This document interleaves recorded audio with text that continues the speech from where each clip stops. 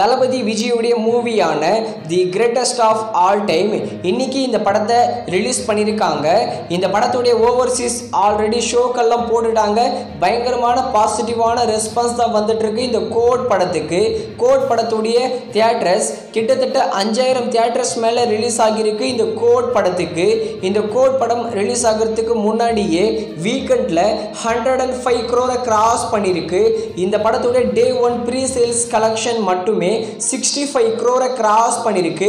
ஓவர்சீஸ்ல 32 crore, இந்தியாவில் 33 crore கிட்ட collection வந்திருக்கு. ஓப்பனிங் டே ப்ரீ சேல்ஸ்லயே டே 1ல எவ்வளோ கலெக்ட் பண்ண போகுதுன்னு வெயிட் பண்ணி பார்க்கலாம். அடுத்ததா டபுள் ஐ ஸ்மார்ட். இந்த படத்தில் ராம்புத்தினி, காவ்யா தப்பார், சஞ்சய் தட் இவங்கெல்லாம் சேர்ந்து நடிச்சிருக்காங்க. இண்டிபெண்டன்ஸ் டே வீக்கெண்டுக்கு இந்த படத்தை தியேட்டர்ஸில் ரிலீஸ் பண்ணியிருந்தாங்க. ஆனால் இது ஒரு அல்ட்ரா டிசாஸ்டர் மூவி. டபுள் ஐ ஸ்மார்ட் படத்தோட டிஜிட்டல் ரைட்ஸை அமேசான் பிரைம் தான் வாங்கியிருக்காங்க.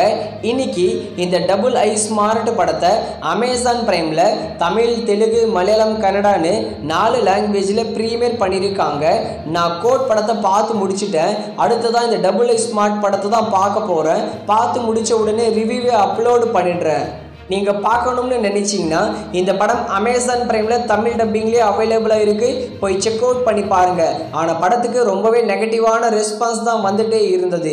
அடுத்ததாக கங்குவா, நம்ம சிறுத்தை சிவா டைரக்ஷனில் சூர்யா, டிஷா பட்னி, பேபி டியோல் இவங்கெல்லாம் சேர்ந்து நடிச்சிருக்கிற படம். இந்த கங்குவா படம் அக்டோபர் 10 ரிலீஸ் ஆக வேண்டியது. ஆனால் அந்த டேட்டை போஸ்ட்போன் பண்ணிட்டாங்க. இப்போ ஒரு டேட்டை லாக் பண்ணி வச்சிருக்காங்க.